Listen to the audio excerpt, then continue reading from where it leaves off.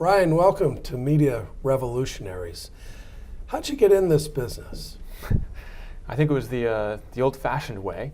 I needed a job, and back in 2003, when the whole startup world in New York fell apart after the dot-com crash, the only kind of company that were hiring were ad networks.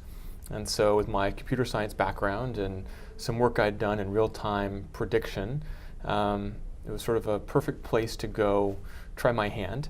And so I joined Right Media as an engineer at first, and then very quickly became the CTO and built the ad serving platform that evolved into the first ad exchange. And did you have a mentor? Well, it's funny. So, the founders of Right Media were all DoubleClick people. And so when DoubleClick spun off its media business, I knew nothing about advertising. I knew nothing about online advertising. And so really Mike Walrath, who was the CEO and founder of Right Media, sort of taught me everything he knew. And I used to joke that my job at Right Media was to take his brain and everything he'd figured out about how to make advertising perform well and find ways to make the computer do it. And so for the first few years, he really was my mentor in the space. And then after we sold that to Yahoo and I moved on to AppNexus, the challenge wasn't figuring out advertising anymore. It was figuring out how to build a great company. And so my first real mentor there was a guy named Ben Horowitz, who along with Mark Andreessen started Andreessen Horowitz and is an extraordinary entrepreneur. And the ideas he had about how to build a great company have really been inspiring for me. And over time, I've had other incredible mentors, but I really think those two stand out as people who jump-started me as an entrepreneur and as an ad technology entrepreneur. It's hard not to have setbacks in this business. What was your greatest setback, and how did you deal with it? Well, it's hard to have anything but setbacks. I think that the personal setback for me was when Right Media was very successful. We'd scaled the business. We were the only scaled ad exchange. And in early 2007, we were at a crossroads. I took my team out to Whistler and had an offsite, which was an excuse to go skiing, but also an excuse to say, now what? We've proven this works, but we only have what's called $100 million of spend. Everyone still doubted that the ad exchange was going to work. Publishers said, this is for remnant, this is backfill. Agencies said, we'll never buy in a programmatic way. And so I took my team and said, what's next? And we came back with this incredible vision for the future of advertising. But when I got back to New York and said to Mike Walrath and the team, I said, guys, we should make this big bet. He said, this is the best it's ever going to be from a valuation perspective. Let's sell the company. And he and I had a big fight, really, about the direction of the company. And it turned out he was right in the sense that we got an extraordinary price from Yahoo. Unfortunately, he also fired me because of this conflict. And so I found myself, after spending 4 years of my life building this company, really my heart and soul was in it, I was suddenly unemployed right as the programmatic space was taking off. And so I didn't know what to do. Should I start a new company? I had a non-compete with Yahoo. All my employees were there. All of my intellectual property was there. Should I retire? Be a venture capitalist or advise companies? And so it took me about 6 weeks to realize that my passion was to build the next generation of the ad exchange.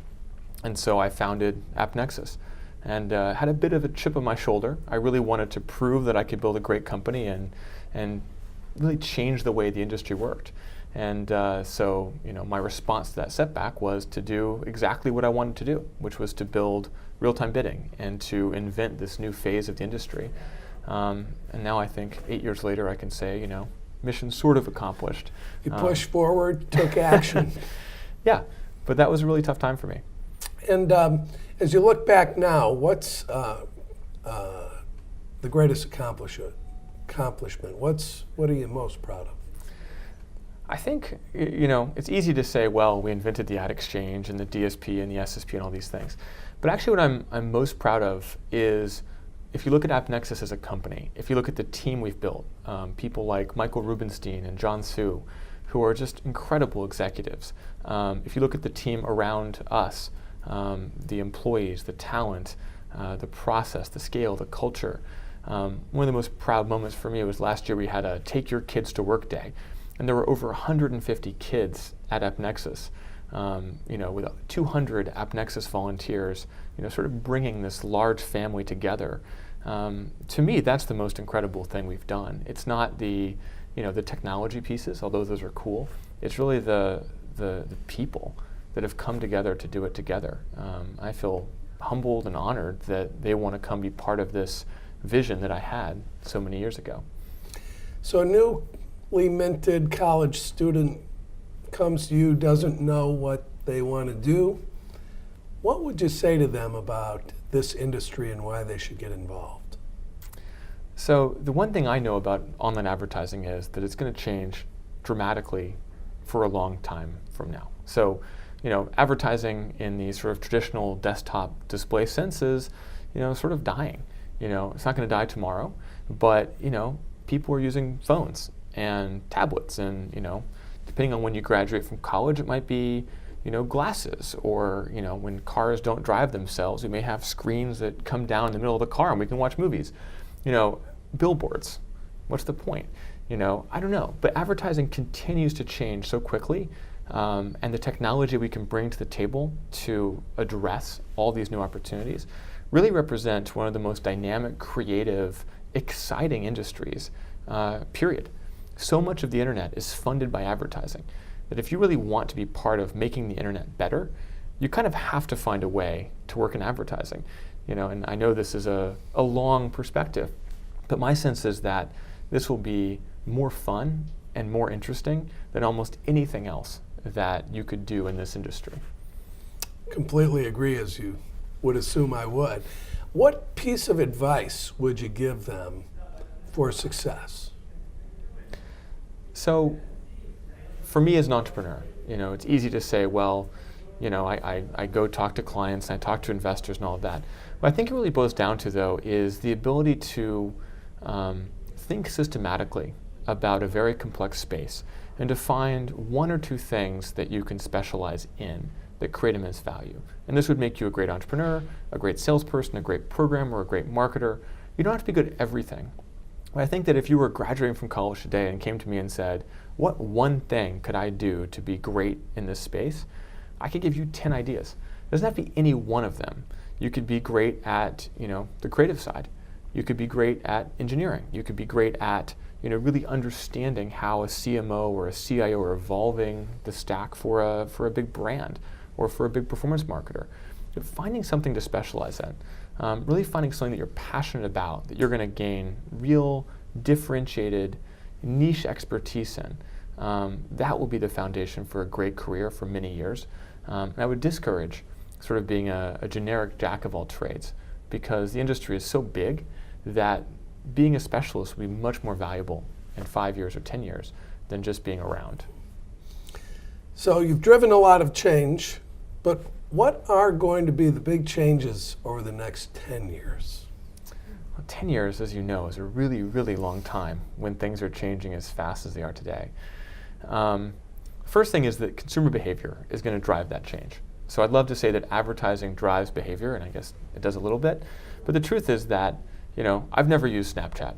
I've never used Pinterest. I understand them a little bit, but things are changing so much faster than I can keep up with to say, how will millennials operate in 10 years? When really, I'm probably 10 years ahead of the millennials in the sense that what I think the internet looks like will be very different than what they think the internet looks like.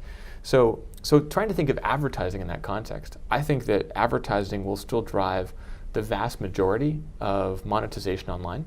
I think that journalists, newspapers, any kind of editorial content will evolve very quickly to keep up with consumer changes. Looking at BuzzFeed today, it'll probably be obsolete in 10 years, but the next iteration of BuzzFeed, I'm not sure what that will be, Medium, or some other way for great writing and journalists to thrive and flourish online, that will drive a new kind of advertising. My bet would be a lot more interruptive advertising. So a lot more interstitials, a lot more of the kind of feed ads that we see where you're seeing content and all of a sudden an ad that takes the whole phone. I think that's the only way to get a TV-like experience that's also natural for the evolution of content to more and more personalized devices. And the one big idea I would have is the transition from broadcast, where you think about advertising to a show, where 100 million people see the same ad, and you're thinking about how a broad broadcast audience will respond, to the idea of one-to-one or individualized advertising, where everyone, whether it's TV or a phone or any other medium, I don't have to show the same ad to every person. And that might mean custom creative, meaning that, since you love running long distances, the theme of every ad you see will be like, when you're running a marathon, sign up for my credit card, the credit card for runners. And for me, with a 5-year-old, mine will be like, tired of running after your kid? This credit card will help you keep up. It'll be different variations on the same theme. But you can't do that technically today. You can't do that as a CMO today. It's too complicated. We don't have the data to do that effectively. We can't track it. But that's 10 years from now going to be how we have to think in an increasingly fragmented world, where there's so many different kinds of content and different formats on different types of screens, with a very large global middle class in places like Africa, in China and India, where the US isn't going to be the most important market. So I can't figure out how all that fits together, but it's going to be individualized and much more global and much more complicated than today.